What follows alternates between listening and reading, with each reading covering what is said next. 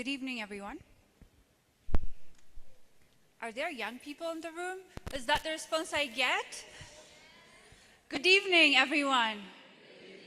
Young people, how are you today? You're the guests of honors because the whole event is about young people. But I would like to recognize the distinguished guests that we have beyond the young people. We have Her Excellency, European Commissioner Jutta Urpilainen of EU International Partnerships. We have Her Excellency, Dr. Nardos Mekele Thomas, who is the CEO of African Union Development Agency, or NEPAD. We have the African Union Acting Director of, Acting Head of Youth Development and Engagement Division. We also have the EU Ambassador to the African Union, His Excellency Javier Nino Perez, and young people.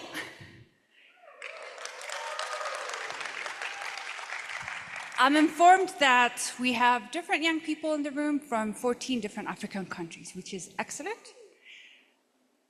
Make noise if you're from the Youth Sounding Board of Ethiopia and the African and European Youth Advisory Board of the new lab. This is such an exciting moment. I'll give you a bit of a background about what we're launching today, and it's very personal to me as a young leader as well. 7 years ago, we had the 4th African and European Youth Summit in Abidjan, which I was a part of in a much younger setting. I'm still youth, by the way. And we had a number of consultations between African, European, and diaspora youth to really give recommendations to head of states and to both African Union and European Commission for meaningful youth engagement. After that, there was a youth initiative from both African and European called the Plug-in Initiative, which grew into the African Union and European Union Youth Cooperation Hub. And now, to turn it into action, we're launching the AU-EU Youth Lab. Congratulations, young people, for walking the journey with us. And I would also like to congratulate both the African Union and European Union for really being committed to walking the journey for the last 7 years, even beyond. A bit of a background about the lab. The global objective of this AU-EU lab is to just ensure that we contribute to the empowerment of youth in Africa and to strengthen their involvement in active and meaningful participation and enhance innovative ways as well. There are 3 specific objectives of this lab. I said that it will be an action lab, but how would that be, right? We need to ensure the policy-making, decision-making processes around Africa and EU partnerships are more youth-responsive and inclusive. That's the first pillar. I'll ask the questions later. Remember these pillars. That's number 1. Number 2 is to enhance the capacity of young people and youth organizations to contribute to this cross-continental collaboration. So it's about capacity.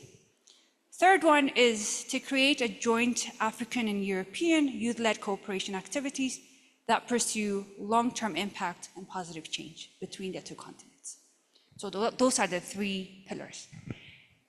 And with that, I'll introduce myself. Who am I? My name is Bitania Lulu.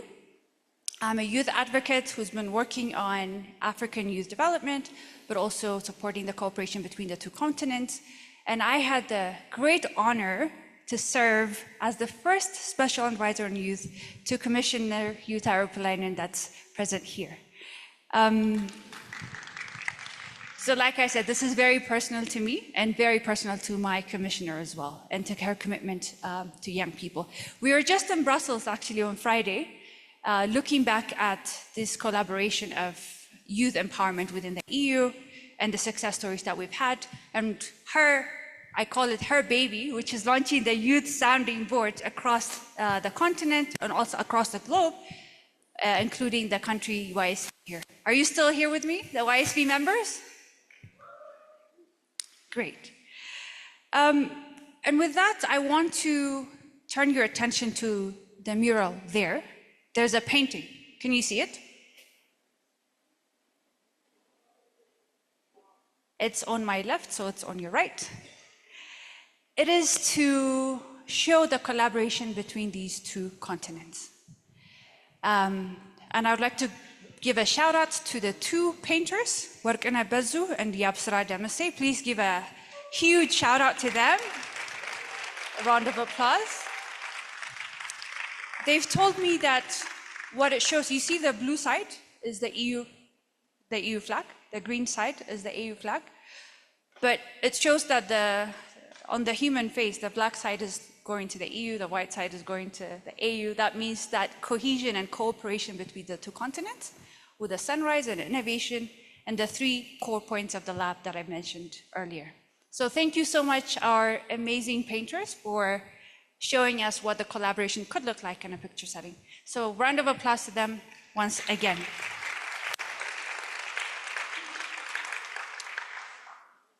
Now I would like to invite the Director General of Abrahot, Engineer Ubayo Mamo, to welcome us into this beautiful, beautiful library and to welcome us into the event as well.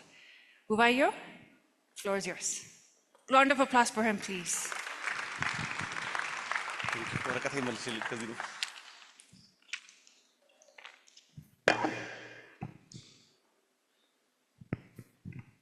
Good evening, everyone.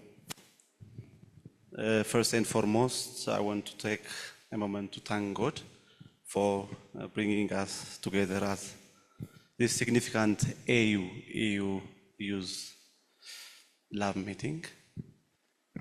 Dear esteemed colleagues, distinguished guests, and inspiring youths, as well as Her Excellency Yuta Urpilainer, and also honorable ambassadors, thank you once for coming here. Ladies and gentlemen, esteemed colleagues and young change makers, it is a great honor to stand before you today as the General Director of Abrahot Library at the AU-EU Youth Lab events as a host. As we gather here, we are reminded that over 65% of our population is composed of young people, especially in Africa. This demography reality is not just a statistics, it is a powerful statement to the potential that lies within our youth, the future leaders, innovators, and change makers of our nations. Today, I want to discuss the critical importance of empowering our youth and productive steps the Ethiopian government is taking to ensure that our young people have the resource, opportunities, and support they need to thrive. Investing in education and skill development, as if our government is more emphasizes, education is a cornerstone of empowerment. The Ethiopian government recognizes this and is committed to enhance the quality of education across all over the country. We are investing in educational reforms that prioritize access to quality learning for young people, particularly in rural areas and undeserved areas too. So, through initiatives such as expansion of technical and vocational education and training programs, we are equipped our youth with practical skills that align with the demand of the job market. This program not only prepare young people for employment, but also to encourage entrepreneurship, enabling them to create their own opportunities. And also we promote youth participation as well as leadership. I'm one of the youth that's engaged by my government to run 2 institutions at a time. I am the director of this huge, fabulous library, as well as the huge Adwa Museum, which gives the freedom of the black people by not being colonized. So, as African, Ethiopian government is also dedicated to promote youth participation in governance and decision-making process. We believe that young people must have a seat at the table when it comes to shaping policies that affect their lives too. Through platforms like National Youth Council, we are ensuring that the voice of our youth are heard in discussions at all levels of the government, especially women's. This representation is crucial for fostering a sense of ownership and responsibility among young people, empowering them to advocate for their rights and interests is the best thing for the coming generation. Supporting innovative and entrepreneurship also one of the aspects that our governments follow. Recognizing the entrepreneurial spirit of our youth, the Ethiopian government is actively supporting innovation and startups. Nowadays, through our Prime Minister, 5 million coders is going to raise it up at a time now. So I am also part of that one. So such a youth entrepreneurship development programs provide young entrepreneurs with access to funding, mentorship, and also training. By fostering an environment that encourages creativity and innovations, we are helping young people to turn their ideas into viable business that contribute to our economy and create jobs for their peers. We understand that when young people succeed, our entire nations is going to thrive, enhancing an access to information and also resources. As a general director of this library, I am particularly passionate about the role of libraries in empowering youth too.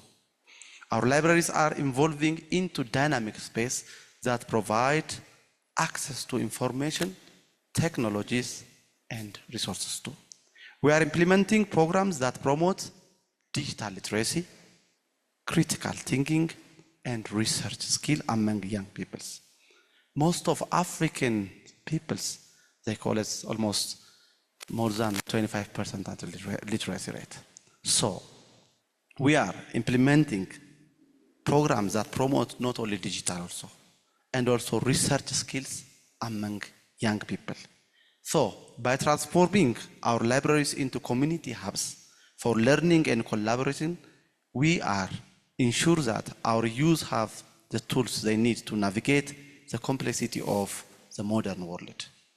In recent year, we have witnessed a remarkable surge in youth activism and engagements. Young people are not just the leaders of tomorrow, they are also the leaders of today. They possess the creativity, passion, and determination to tackle the pressing challenges we face, from climate change to social inequality, as well as everything what happens through our societies. However, to harness this potential, we must provide them with the necessary tool and support. One of the most effective ways to empower our youth is by creating enabling environment which requires resources. This resource can serve as a catalyst for innovative projects that address local issues. Imagine a young entrepreneur in Addis Ababa develop a sustainable business model that reduce waste, or a group of students in any country of Ethiopia launching a campaign to promote education for girls. With the right of funding, these ideas can transform into impactful realities. But resources alone is not enough. We must also invest in training programs that equip young change makers with the skills they need to succeed. This includes training, advocacy, project management, and also leadership. By providing workshops and mentorships opportunities, we can help our youth develop the confidence and expertise to navigate the complexity of social changes. Moreover, we must prioritize monitoring and evaluation to ensure that these initiatives are effective and sustainability. By tracking progress and learning from our experience, we can refine our approach and maximize our impacts. This commitment to accountability will not only strengthen our projects, but also build trust with our communities. As EU, we have a unique responsibility to champion the voice of our youth on both national and international stage. We must engage with policymakers, share success stories, and highlight the innovative solutions that young people are implementing across our continent. Together, we can create an environment where youth-led initiatives are not only supported by celebrities.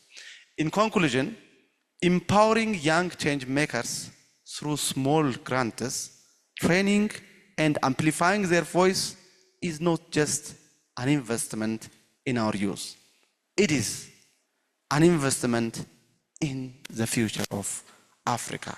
Let us work together, create a supportive ecosystem that nurtures innovation and fosters leadership among our young people.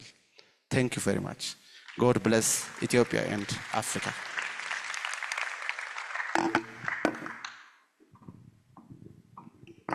Wow, such a powerful statement. Another round of applause. And have you noticed he's also a young person leading this entire operation? And some of the things that he said really struck to me. It was also one of the things that we were discussing in Brussels, looking back at the youth engagement programs within the EU. Yes, we need to empower young people to ensure that our future is safe, secure, and sustainable. We have to have those monitoring evaluation frameworks to build trust, but also to track our progress. I've mentioned at the beginning, even my journey within this cooperation. 7 years ago when we had the youth engagement between Africa, European, and diaspora youth. So we've come so far, but we need to monitor and evaluate to also inform where we're headed in the future. And I'm very happy that Ethiopia is also investing a lot in young people. We have 120 million people here. It's the second most populous country in Africa. So that was very important. Thank you very much for that. With that, I would also want to recognize the presence of the European Union Ambassador to the EU, Her Excellency Sophie from Emmersberger. I hope I did justice to your name. Also, the EU member state ambassadors that are present here. Welcome to this launch. And with that, I would like to invite the European Union Ambassador to the African Union, His Excellency Mr. Javier Nino Perez, for his welcoming remarks. Look like a surprise over there. Thank you, Ambassador. If I look surprised, it's because I am sorry. I wasn't expecting to say a few words. I feel somehow committed to this forum because my family name is Niño, little boy. This is all I can claim. I won't take much more of your time because we have two very distinguished speakers, Commissioner Urpilainen, my dear Fernando, CEO of NEPAD. It's really wonderful to be in this setting. I'm overwhelmed by the beauty of this place. I'm overwhelmed by the vibrancy of the youth. And all I can tell you is, please, the future is yours. The youth, Commissioner Urpilainen managed to gather 700 youth a week ago.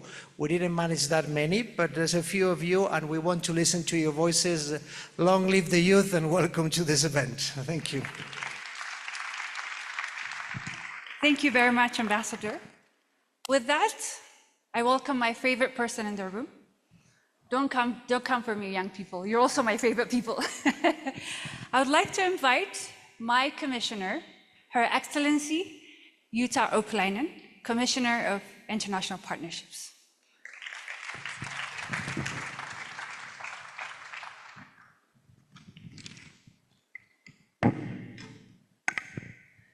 Dear friends, it has been a long day, and I would like to make a little test with you, because last week when we had this Global Gateway high-level event on youth in Brussels, and indeed we had 700 participants across the world.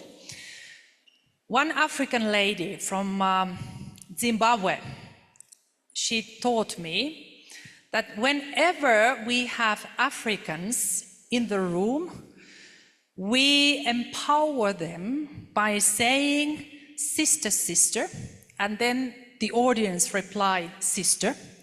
And then we say brother, brother, and the audience reply, brother. So I would like to test whether that's reality, whether that's true what she taught me last week. So when I say sister, sister, you have to reply sister. When I say brother, brother, you can reply brother, and let's see if it's functioning. Are you ready? Are you ready? Are you ready? Okay, let's see. Sister, sister! Brother, brother! No, that was quite poor, I have to say. Can we try again? Are you ready? Actually, that's not very convincing, to be very honest. I'm a former teacher, so I'm expecting a bit louder response. So, are you ready? Good. Sister, sister! Brother, brother! Sister, sister! Brother, brother! Good. Now I'm happy. So, dear friends, first of all, thank you for giving us this opportunity to visit this beautiful library. I have to admit that I'm a great fan of libraries because I love books. So I very often go to my hometown's library, but I have to tell you the truth, it's not as beautiful as this. So it's much more smaller, even though it's also very beautiful. Sophie, you might have visited the library of Kokkola city. From the beginning of my mandate as a Commissioner for International Partnerships, the journey which started in December 2019, I have put youth and young people at the heart of my mandate. And you might wonder why this Commissioner for Finland wanted to invest in young people across the world. Well, there are two reasons for that. The first one is that I'm a former youth activist myself. And I can tell you, young people, I still remember at the age of 49 how frustrating it was to have excellent ideas, but no one was interested in them. And to have that feeling that my voice is not really heard in my community. So from that experience, I have really wanted to make a difference for the young people, whether they are in Finland, where I used to work as a party chair or MP or politicians, or now in the European Commission, where I have a privilege to work for the young people across the world.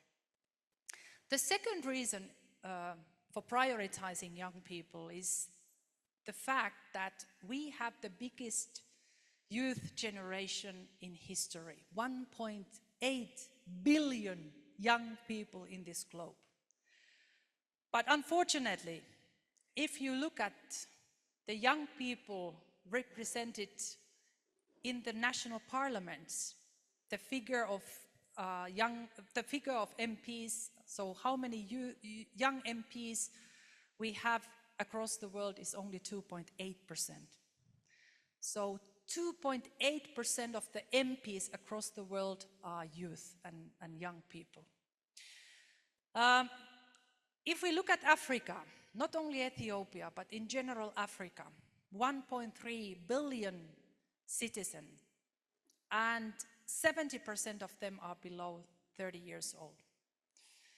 So I think it's fair that young people in Africa, as you were highlighting in the beginning, they have their seats around the table. Their voice is heard and they can impact. And that's why the European Union adopted its first youth action plan for the EU's external relations. And the idea of that youth action plan was to give a guidance to our delegations across the world, including our delegation here in Addis, both of the delegations, one for African Union and the one for Ethiopia, so that we, the European Union, being present in this country, we are prioritizing the role of young people in our activities. And how do we do that? There are 3 elements and 3 components. The first one is indeed empower. We need to empower young people. We do that through the education, and I fully agree with you that education is the most transformative tool to change lives and societies.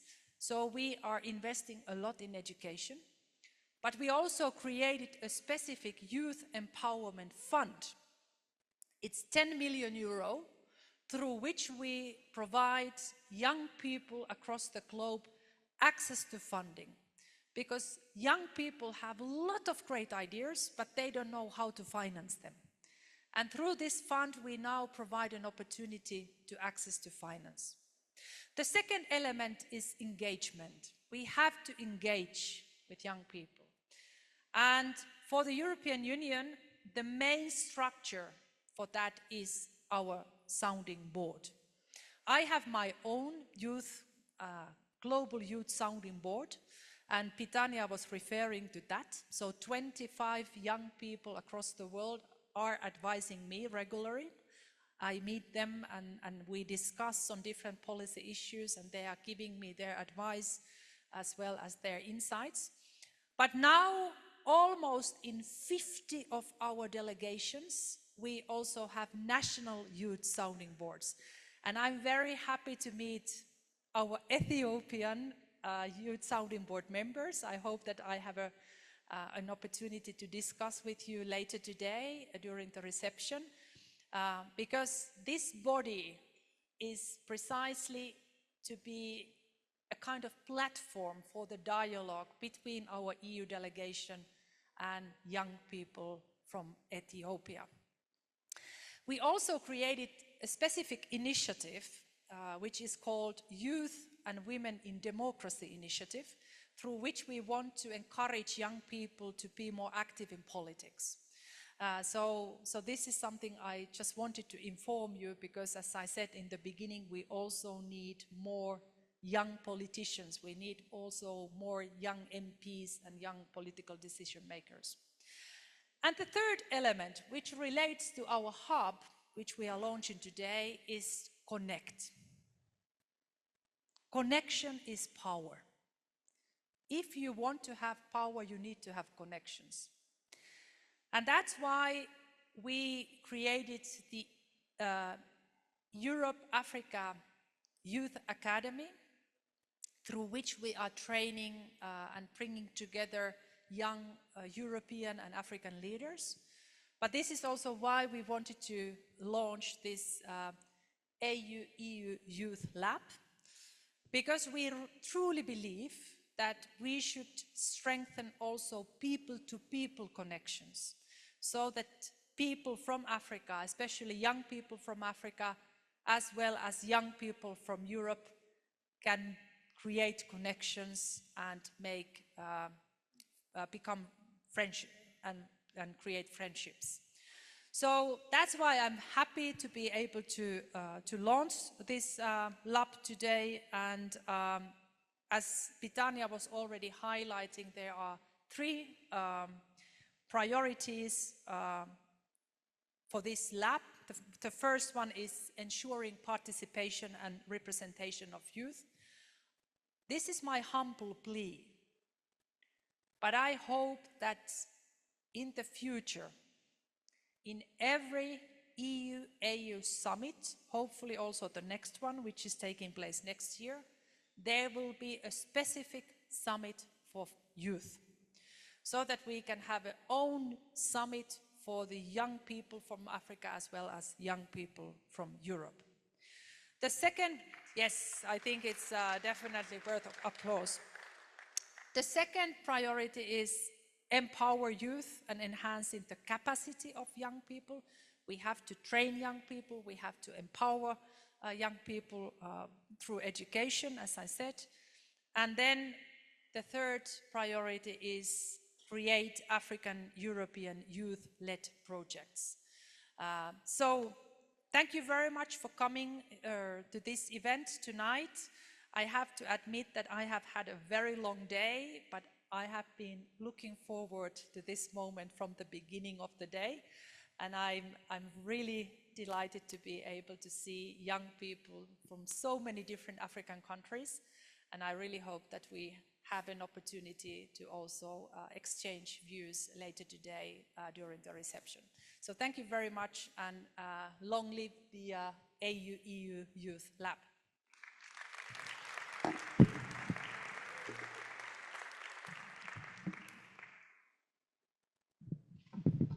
Another round of applause to our commissioner.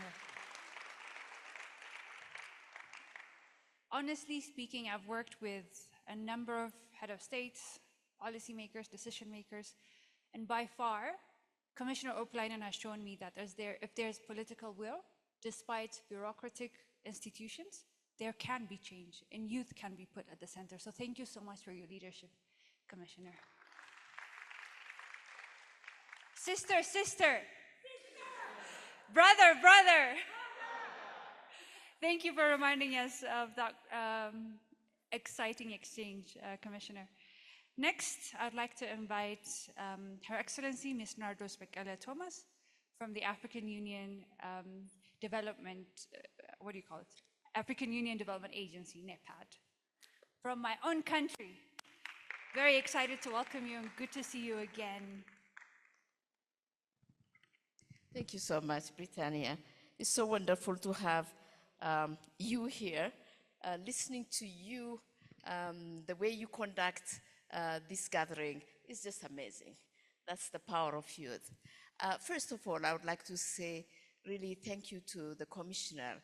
What an impressive program you have. And your commitment, your passion is really expressed through all what you have created for the young ones. Thank you very much. And second, really, you will be certainly missed, but wherever you are, your youthful energy will continue in energizing us. And would like to also say thank you to the director for availing this fantastic venue. You know, he was telling me that it's a library, so we don't clap, but we just do like this, right? Yeah, or this, yeah. But we've been doing it, but it's evening, so all students, maybe they are out, or maybe they're studying. But in any case, today is a special day. Thank you very much. And to the ambassadors, really so wonderful to see you in number here. But most importantly, the young ones, our children who are here, thank you very much. You know, I'm a mother of 4, you know, big ones and young ones. And therefore, for me, talking about the young people is so important because I wake up talking to my children and I sleep talking to my children. It's so important that we do that. And you know, their growth, their success is what keeps me going. And I have got grandchildren, and just seeing them grow is fantastic.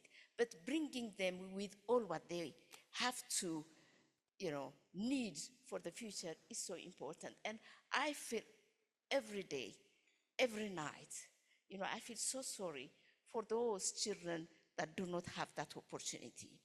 Whatever I do for my children, be it in terms of providing the essentials and sending them to the good schools, I say, I always think of the others that do not have this privilege. And we're so grateful that we have this privilege. But therefore, you know, for me, it's so important that we talk about the youth, that we talk about their needs, and that it has to be addressed in a very systematic way. And you know, not be seen as doing them lip service, but really integrating them with all the development processes. And not only integrating them, but hearing them. Because when we develop a plan, it's for them. And if they are not in that process, then, you know, what we plan might not be really what they need. And therefore, for me, it's so important. And the first thing I did, like you, Commissioner, having all these things, my own experience, but also my experience as a mother, the first thing I did was interrogate our program.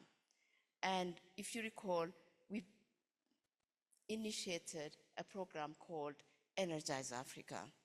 Energize Africa has 3 components.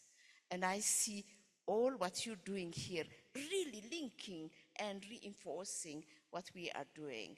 And I'm so glad that I come in. So we will plug in, or you will plug in, and we will be together working. Energize Africa has 3 components. The first component is to say, listen, the African youth need to be there at the planning, around the table, planning their own future. And also prescribe the solutions to the challenges of today. And they cannot do it being outside. They have to be integrated within the public service. And to do that, we need to have a special program for them. These young ones are not volunteers. They should not be called volunteers. They should be really professionals working in the governments, because the wage bill is so high. And because the wage bill is so high and that governments cannot afford to recruit them, what we are planning to do is have a program. And here, I would like to have the support of the EU. We train them and we inject them in the public service so that they can design their own destiny from within. So that is a big program, and I'm still struggling, but we have managed at least to get 100 professionals, African professionals, that we are putting to support and build the capacity of the regional economic communities now. The second thing is all what we have been doing, really supporting them in creating, the space for them to express their creativity and to foster their innovative minds. So all these innovation hubs that you see, the technology centers that we see in Africa. After having visited the innovation hubs in Africa, there are at least 3,000, I realized that the innovation hubs are not really responding to the needs of the young ones. And therefore, what we are planning to do now, we have mapped them. We are looking at the standards of these labs so that, there is a minimum standard that these innovation hubs should have to be responsive to the needs of the young ones. Our young ones under the tree are coming out with their cell phones. Innovations, apps that respond to their own social challenges, the socioeconomic challenges. So we've come out with what we call the homegrown solutions. And these homegrown solutions is giving incentives to those that come out with innovations that respond to their socioeconomic needs. We started, because it started with the COVID in the health sector, now we're expanding it to agriculture, and we're expanding it to really in all sectors, so that, the young ones would be supported to be able to transform their ideas into inventions, innovations, and technology responses to their needs. The third one, which is very critical and very important, is really the startup you talked about, yeah? And I've been discussing with the PM here and with all the governments. Supporting the startup is critical.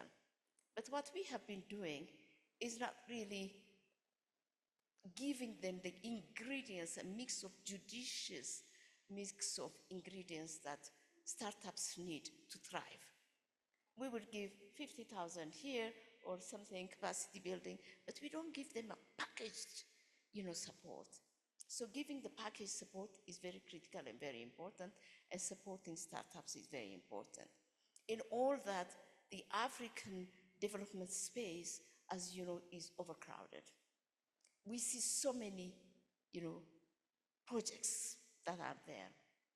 as the African Union Development Agency that is mandated to coordinate all these activities, what we are trying to do is really setting standards so that support that goes to the young ones has a minimum standard.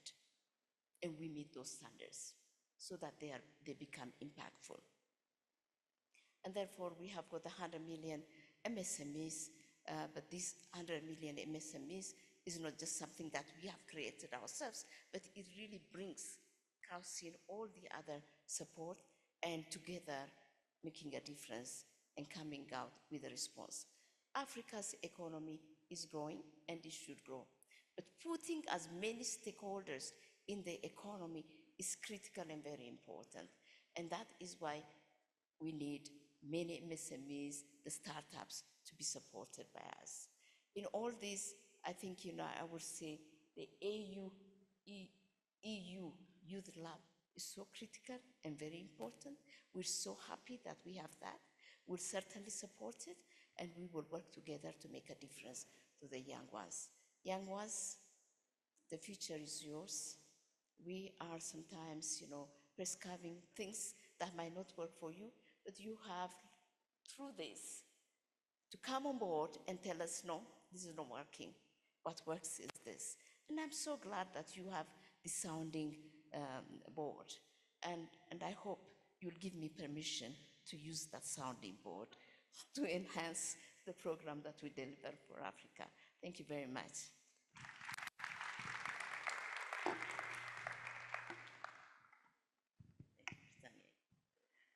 Thank you very much. Another round of applause to Dr. Nardos. Thank you so much for emphasizing that young people should be recognized as professionals, right? Aren't we professionals? That means we are the leaders of today, not just the future. Maybe the children are the leaders of the future, but the young people now are actually leading the way to pioneer new spaces and to pioneer even the cooperation between cross-continental collaborations. So with that last welcome speaker, I would like to invite the Acting Director or Acting Head of Youth Development and Engagement Division, Ms. Ilwad Elmi Mohammed, from the African Union. Thank you very much. Good evening. I'm the Acting Head of Division. Our director, unfortunately, is not with us today, but let me have the honor to stand before you today and deliver a statement on her behalf. So Director Prudence Ngwenya, Director of the Women, Gender and Youth Directorate of the African Union, says that today marks a significant milestone in our collective journey towards empowering youth and fostering deeper collaboration between Africa and Europe. The launch of the EU Youth Lab is not just an event. It is the realization of a shared vision of placing youth at the center of development, innovation, and governance across our two continents. The EU Youth Lab is a flagship program that stands at the intersection of our efforts to equip young people with the tools, platforms, and opportunities they need to lead the change we wish to see. Through this program, we are not only building bridges between the young people of Africa and Europe, but also empowering them to drive the transformation that both continents seek. Youth empowerment is a core priority for the African Union, and this program could not have come at a better time. The EU Youth Lab aligns closely with Agenda 2063, the African Union blueprint for the continent's long-term socio-economic transformation, Aspiration 6 of this agenda, which envisions an Africa whose development is people-driven, relying on the potential of its people, in particular its women and youth. It's particularly relevant to the objectives we pursue today. Excellencies, ladies and gentlemen, as you know, young people in Africa represent the largest demographic group, and they are a tremendous asset in terms of creativity, innovation, and leadership potential. It is our responsibility as leaders and policymakers to create an environment where this potential can be fully realized. This is not just a duty, but a critical investment in our collective future. At the Women, Gender and Youth Directorate, we continue to work to integrate youth into all facets of the EU's initiatives. The 1 million next level initiatives, for instance, seeks to provide opportunities to more than 300 million young Africans in education, employment, entrepreneurship, engagement, and health and well-being. Additionally, events such as the Pan-African Youth Forum continue to provide platforms where young people can engage, learn, and grow. The EU Youth Volunteer Corps, the African Youth Fund, and the EU Fellowship Programs are flagship initiatives of the African Union designed to empower young Africans by providing them with opportunities for leadership, development, capacity building, and entrepreneurship. However, our work cannot stop here. Your youth engagement is not a one-time event or project. It must be institutionalized, supported, and sustained. This is why the EU Youth Lab is so critical. It is not only about creating space for youth voices, it is about ensuring that those voices shape the policies and programs that affect their lives. The EU Youth Lab will create new opportunities for partnerships between African and European youth, encouraging collaboration on issues like climate change, peace building, digital transformation, and entrepreneurship. Positioning African and European youth as key players in addressing some of the most pressing global challenges. Excellencies, ladies and gentlemen, the EU Youth Lab is more than a program. It is a strategic partnership that aligns with several key goals of Agenda 2063. Goal 17 emphasizes promoting youth and gender parity, particularly in leadership and governance. Goal 18 focuses on ensuring that Africa's youth are fully engaged in the development process, particularly through education, employment, and health. Moreover, the second 10-year implementation plan of Agenda 2063 sets out key moonshots that place youth at the center of Africa's transformation. The African Skills Revolution and Moonshot 4, for instance, focus on equipping young Africans with the digital, technical, and entrepreneurial skills necessary to thrive in a rapidly changing world. In closing, I want to reiterate the African Union's full commitment to the success of the EU Youth Lab. This initiative is a critical part of our broader mission to empower young people, foster meaningful engagement, and accelerate Africa's development. We look forward to working closely with our partner from the European Union, as well as the youth organizations and stakeholders to ensure that this program reaches its full potential. Let us remember, the future belongs to the youth, but it is our collective responsibility to equip them with the tools, the resources, and the opportunities to shape that future. Thank you.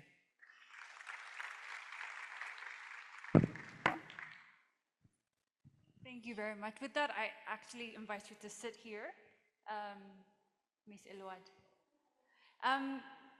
We've heard from our leaders, and we believe in intergenerational dialogue. So for that, I'm going to invite 3 young people that will summarize the recommendations from the different consultations that they've been having all day, but also in the past couple of months. So I invite the 3 young leaders that were selected. Ananya, Hope, and Sophonias, please come to the stage and join us on the seats. And I also would like to invite back to the stage my commissioner, Commissioner Jutta Urpilainen of International Partnership, so that she can hear from the young people. So the AU Lab, Youth Lab, is being implemented by a number of implementing partners: Oxfam, Restless Development, Search for Common Ground, Youth Makers Hub, and others. But it is co-designed and co-led with young people So that's why I mentioned there is the Youth Advisory Board for the program. So 3 of our youth speakers represent that structure as well. And I have one question for each of them. In the beginning, I told you that there is 3 main objectives for this lab, right?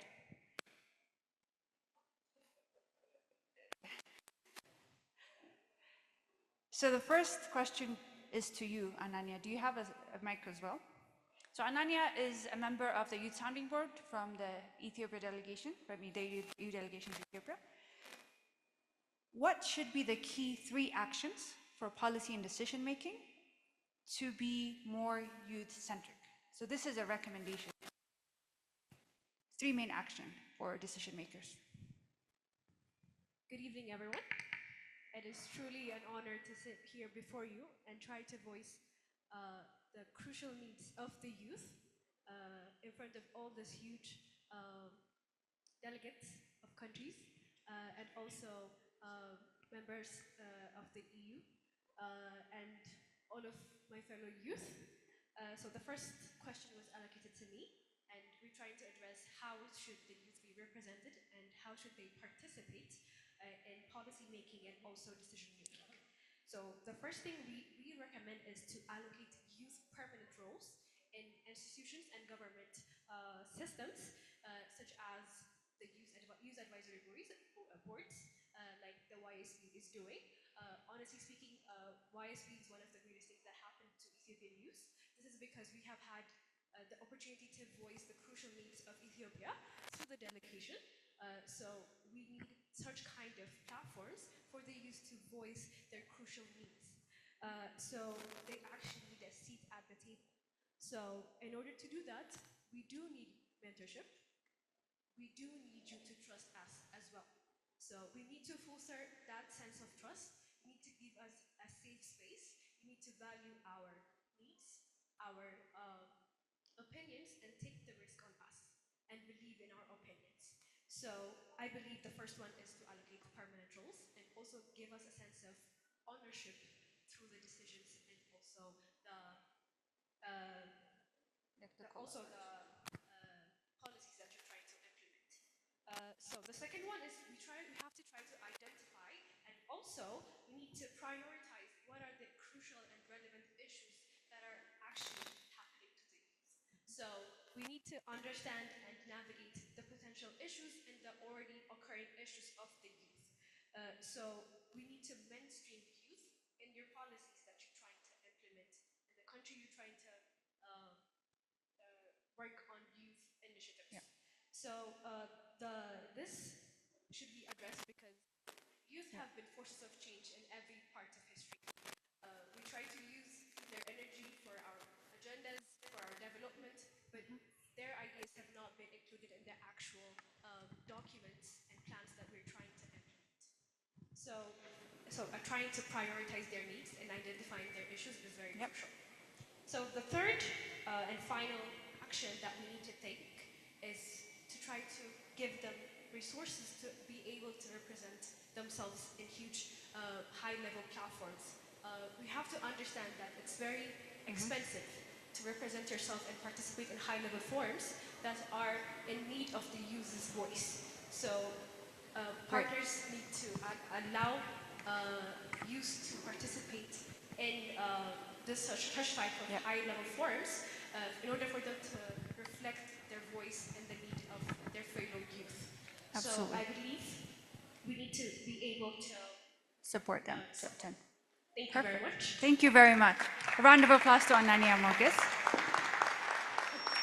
Having permanent roles to not tokenize but truly engage, and then to support them access these rooms.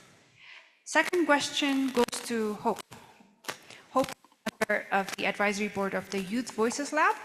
The lab has 2 lots. One is to ensure that the other is the action that talks about the financial aspect. So to you, Hope, what does meaningful empowerment of young people mean to you? And also, how do we ensure that our interventions allow young people to realize their full potential? Thank you very much for that.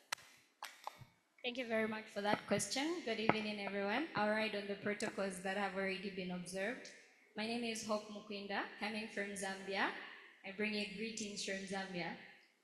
So to answer your question, for me, inclusion is one of the first thing that comes to my mind when we talk about what meaningful engagement or empowerment means to the youth. Actionable and deliberate-oriented inclusion. We, the young people, we don't want to just be a statistic that we were in the room where policy development was taking place, but we want to be actually involved, be able to create the impact and be action-oriented. And the second question is, how do we ensure our intervention allow young people to exercise their agency and just bring them to their full potential?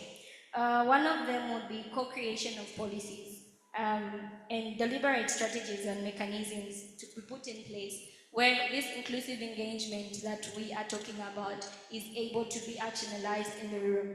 Let the young people, the young person as far as the one in the grassroots, the one in the untapped areas of Africa, be able to participate in policy creation.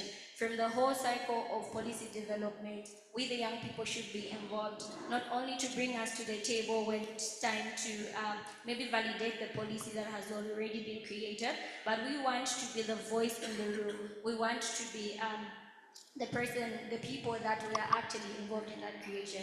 We're really grateful that we have evolved from the times where young people were excluded from everything that had to do with important key decision making. We're grateful that we're having such platforms. I don't think maybe 10, 15 years ago we had such engagements where a young person as myself all the way from Zambia would come and participate in such a forum. So I would love to actually show my gratitude to the organizers of this event. And also the second thing is intergenerational mentorship. In Zambia, we have a proverb that basically, technically, loosely translates into the fire that is protected by an adult cannot burn the young one. So intergenerational mentorship is going to bring the young people to a place where they are able to learn from the older generation, and the older generation is able to impact certain values, certain principles on how things are actually done. Because the issue of policy may be a very new thing to the young person. Absolutely. The older generation has been going through these processes. So we do believe that we have a lot to learn from them, and being able to formulate deliberate mentorship classes, mentorship programs where the young people can deliberately learn from the older generation. The older generation holding the hands of the young people to be able to implement certain strategies that we are talking about in this room. And last but not the least, supporting young people with the necessary tools and resources to take control of their lives and decision making in order to effect change. Many other times that a young person has these ideas, many other times that a young person has a whole lot of action plans and maybe concept notes of an idea that cannot be actualized until could be technical support, could be financial support is brought to this young person. So we need to have platforms, deliberate platforms that speak into capacity strengthening of the young people through supplying them with financial resource, technical resource from the older generation that already has this in place. Thank you very much. Thank you so much.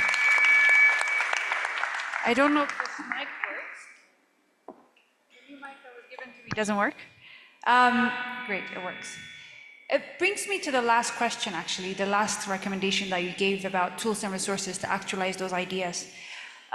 This question is to you, Sophonias. He is a Youth Action Lab Advisory Board member.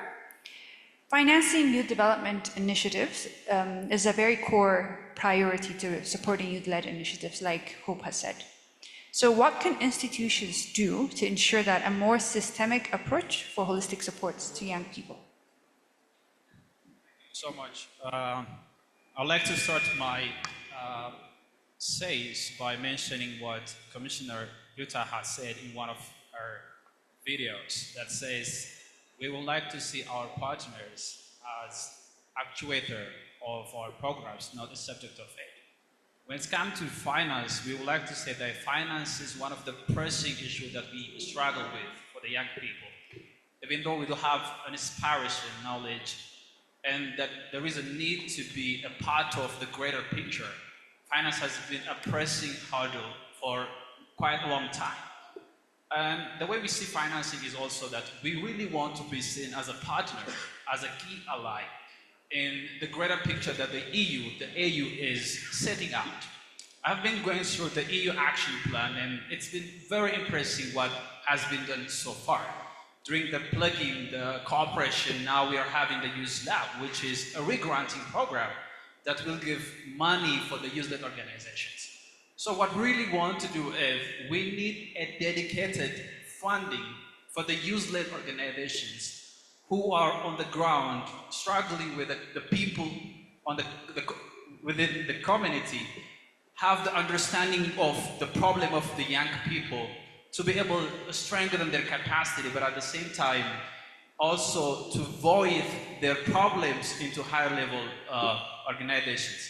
But the way how we would like to see it is we really want it to be a longer term. It's been very frustrating. Some of the funds has been a shorter term, and the young people were not able to see what's going to happen after some years. And through these fundings, we really want to build a trust with organizations, multilateral organizations like EU and AU, to show that we really have the capacity, the passion to solve the problems, in fact, in a very innovative way, but also to be in the big pictures. But at the same time, we really want to be a grant mechanism that is after, that is likely continue after the granting as well. We really want to adopt a policy that's based on output impact assessment, that we'd like to have a continual support for the young people to keep their work, and sometimes after some years they will be able to stand alone and have a meaningful engagement. One of the problems we see in the young people is it's very worrying, because we feel like after when the time comes when budgeting is closed, we have to look for an organization to give us some money, because there might be some money left. We don't want to see ourselves like that. We want to see that we are a partner, we work together, and financing needs to be there to empower us. Thank you so much. Thank you so much, Sophonius. So you really emphasized on how grant-making mechanisms to be really tailored to long-term impact, so that we don't just give money to young people, but we mentor them and support them so that they continue the work even after the grant is done, right? Yeah. Those are the three summaries of the recommendations that came out from the different consultations that was had by the Youth Advisory Board and the Youth Sounding Board. Now I want to come to the audience. I'll give a very quick chance to two people who want to reflect. Only two people. There's one. Is there another one? If not, then great. You have 30 seconds, sir. So if someone can help me with the mic. Oh, no. 30 seconds. Okay, thanks so much. Hello? You can introduce yourself. All right, I can stand, I think. My name is Eniso, I'm from Ethiopia. I represent Youthmaker Hub, which is based in Greece. I'm a professor at the university in Ethiopia again, and visiting scholars at the University of Girona, Spain, and the University of Oradea in Romania. So I'm very close with Europe and African partnerships in higher education. I have three very important questions, maybe if you just allow me to address on it. One is about sustainability and long-term impact. So how does the EU ensure the sustainability of these initiatives? Because we have so many projects running up in EU leadership, flagship and European flagship. How we can really put this use lab, sorry, can someone check? Okay, how we can sustain these initiatives into a more sustainable and program framework with European and African perspectives. The other is about involvement and engagement. It directly goes to African Union. What is a clear role on these EU initiatives? Because since I am from Ethiopia, I want to know exactly what the EU can contribute for the full implementations of this EU lab I'm very clear with the European Union's engagement on this project. Does you have a roles that you really give us your hand to put into practice to move our nations in a more further steps? This is one question maybe for our delegates. One last question is about policy. It's the question for European Union delegates and the African Union delegates. How will the outcomes of these initiatives really change it into a program or a policy of practice in Europe and Africa? So how we integrate these initiatives, outcomes into the policy and programs of our two sister continents. Thank you so much for the opportunity and have a good time. Thank you so much. Excellent questions, very hard ones. I hope to hear the answers. So one last question, 30 seconds. Okay, thank you so much. I am Ebenezer Uyesa from the EU Youth Sounding Board for the EU delegation of Ethiopia. So it's very nice meeting all of you here. So my question is, what are the strategies of the European Commission in the reviewing the implementation of EU Youth Action Plan in integrating the African youth as the reviewers of the implementation in the region?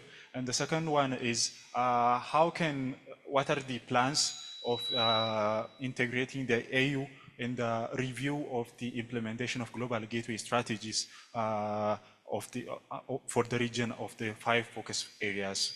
I think you had this discussion maybe in the global gateway strategies, so I would love for you to answer these questions. Thank you so much. Excellent. Thank you very much. So now we have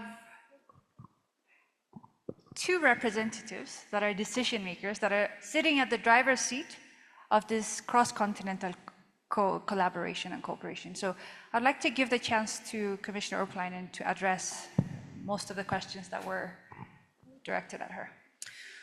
Well, I start with these questions and then I come to the recommendations because I didn't have pen, so I tried to remember what you asked. How can we ensure that this AU-EU Youth Lab will be a permanent structure? I hope that it will be, and that has been my aim from the beginning, to create permanent structures through which young people can influence and to be heard and make an impact. Because I personally believe in structures. I'm a great fan of structures. I think that ensures that there is a permanent dialogue, but there is also a platform for engagement. And that's why, for instance, I instructed our delegations to create these youth sounding boards at the national level, because I believe that that is a kind of platform which is very much needed. So I personally, of course, hope that the AU-EU Youth Lab will be a permanent structure which then enables young people to come together from Africa as well as from Europe. Then there was a question about global gateway implementation, also how to engage with African youth in order to review the Youth Action Plan. Of course, the Youth Action Plan is only 2 years old, so we are still very much implementing the Youth Action Plan.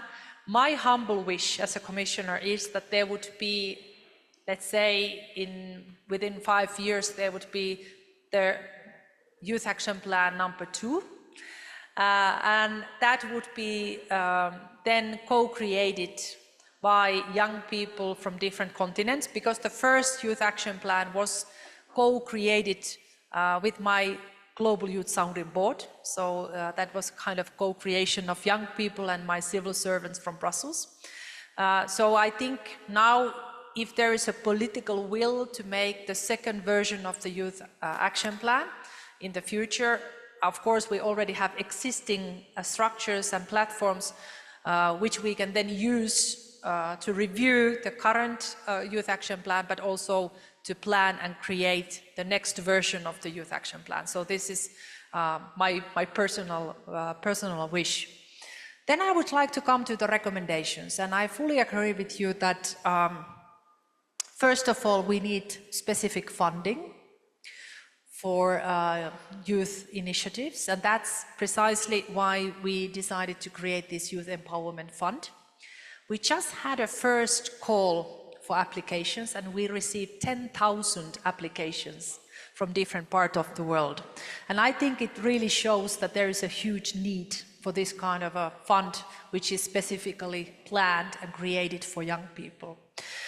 I also agree with you that there has to be monitoring and evaluation of the impact of different projects, because for young people it must be very frustrating that there is a project, nothing happens, there might be another project, so there has to be some kind of follow-up, there needs to be some kind of monitoring and evaluation in order to be able to see the outcome of those projects and also the results. I think it's important for our European citizens because the European Union always operates with its taxpayers' money. So of course, from our perspective, our citizens expect to be able to see the results and to be able to see accountability, but also for African youth and citizens, of course, you are also eager to see the results of those different projects. So I'm a great fan of evaluation and monitoring.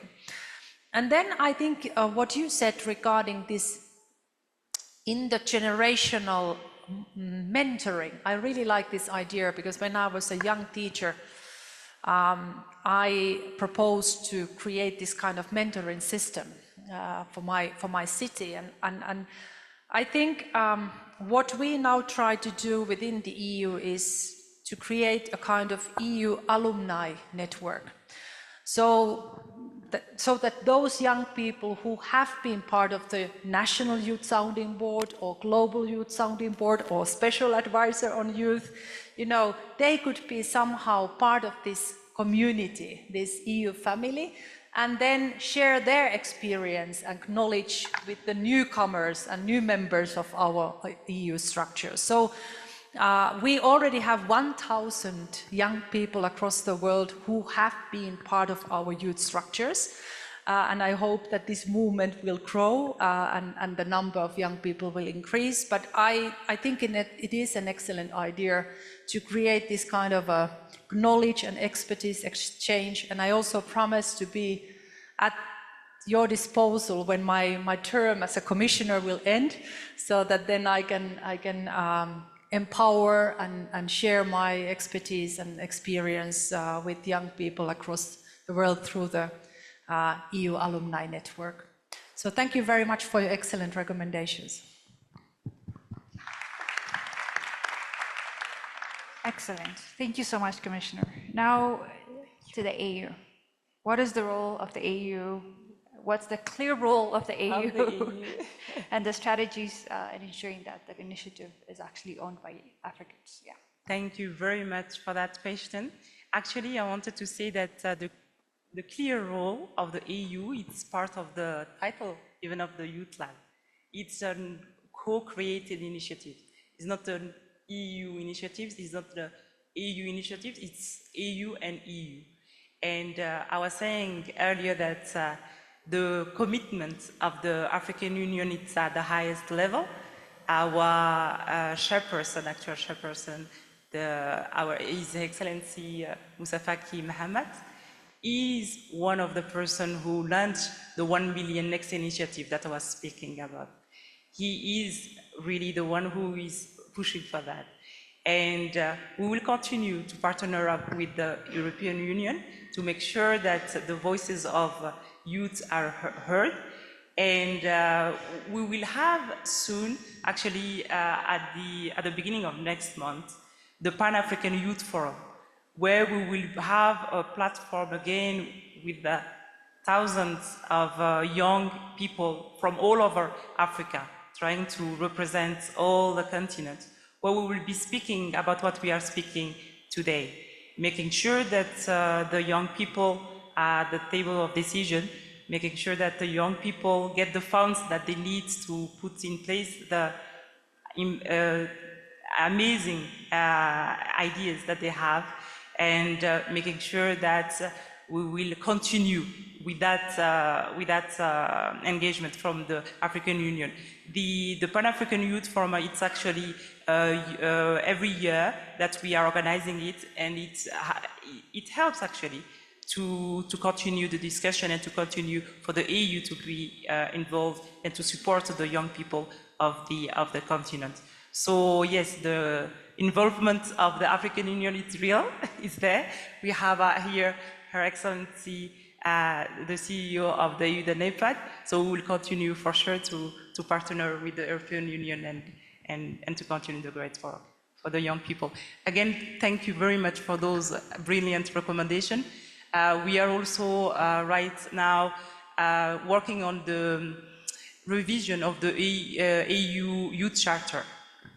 We would like to make sure that the Youth Charter that now exists almost 20 years also has taken into account all the new challenges that the youth are also facing. So thank you very much. I noted everything, and I will definitely bring back that to the AUC. Thank you. Excellent. You've heard it firsthand, so it's up to you to keep both institutions accountable, right? And the young leaders that are seated on the panel, they've really laid out the three main responsibilities that they expect from both the African Union and the European Union. In summary, they want permanent roles, and they want deliberate inclusion, not only for launching events and then celebrating the end of the events, the end of the project, but throughout. Co-create throughout. Last is sustainable partnership and grant making for lasting impact that would outlive such projects and really plant the trees for the following generation and for the cross-continental cooperation. And with that, the AU-EU Youth Lab is actually being implemented by non-state actors with the support from, of course, the African Union and the European Union. And I would like to invite a representative from that consortium, Timothy Oboth, to maybe give us 2 minutes of how they plan to implement this lab.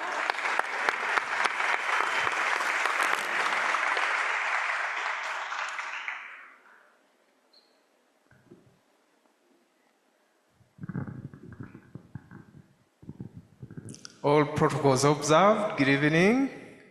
Good evening, everyone. Yeah, so I'm here just to introduce the consortium members that are working hand in hand with the Youth Advisory Board members. And so we have, I will start with Lot 1. Now, in Lot 1, we have Search for Common Grounds. Search for Common Grounds, if we have a representative, please stand up for recognition. Yes, a hand clap. Thank you. I prefer to be here. Okay. And then Search for Common Grounds is an international organization that focuses on peace building, and also transforming societies, especially addressing issues to do with solving or coming with solutions, innovative solutions to end violence. And so that is very key, of course, in the program that we are the AU, the EU program. You have only 1 minute. Oh, only 1 minute, Yes. Okay. Of course, then we have ComDev. ComDev, if you're there, please stand up for recognition. Oh yes, thank you very much. Yeah, and also we have Youth Makers Hub. Where are you? Great, thank you so much. And we have Oxfam. Oxfam team, yeah, great, it's a pleasure. And we have Lot 2 team as well. So in Lot 2, we have European Youth Forum. Anyone from European Youth Forum? Oh yeah, we didn't have someone that came through, but also we have Restless Development. And Restless Development implements both lots, Lot 1 and Lot 2. And we always say, and it's represented by myself, and we always say that we are restless. Great. And we believe in youth power. At the center of everything we do is youth power. And of course, we know that through youth power, we are able to transform the world, the continent that we are in. Excellent. Yes, then also we have... Timothy. 10 Oxfam seconds. is in both lots, and the 2 seconds are over. Thank you very much. Thank you so much, Timothy. Yeah, great. Youth Sure. power. Youth power. Thank you very much. And with that, we will close this amazing launch, and I invite our distinguished guest to brush the last painting, the last brushes of the painting, to really signify their commitment to the cross-continental collaboration. So Commissioner, Dr. Nardos, Ms. Ilham, Ilwad, I'm sorry, Ms. Ilwad, and also the 3 young leaders, please join us on the painting to signify the commitments and the intergenerational co-leadership. As they do that, what did we hear today? What did we hear today? You can scream it out as they finish. 1 is empower, 2 is engage, 3 is connect. Yeah? 1 is what? Finance. And finance. Thank you so much for your amazing participation. You've heard from the Commissioner, you've heard from the African Union, you've heard from young leaders. You've also seen the implementing partners, they've introduced themselves. So I invite you to the networking reception that will be behind the stage. But before that, we will do a group photo. So I invite everyone from the participants to come to the stage and line up for a group photo. And a round of applause for me. You're moderator for the day. Once again, my name is Bitania Lulu. It's been such a pleasure hosting this event because it's actually a full circle moment for me as a young leader who's been helping develop this cooperation for the last 7 years. So everyone, please join me on stage for this group photo. Young people in the room, please quickly rush to the stage so that we don't waste any more time. And we apologize for going 10 minutes over the planned time. Thank you very much. A round of applause for all of you as you make your way to the stage.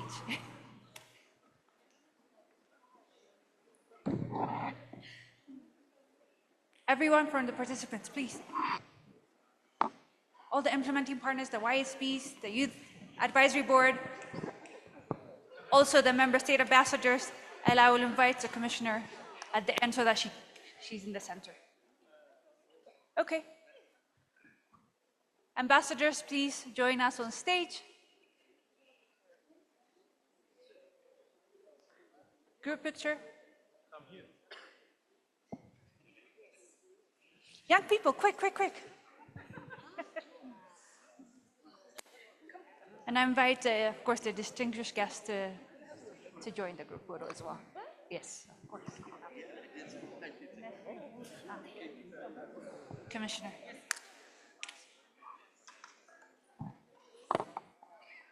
Young people, is everyone on stage? Oh, I also recognize the presence of His Excellency John Kasai from Africa CDC.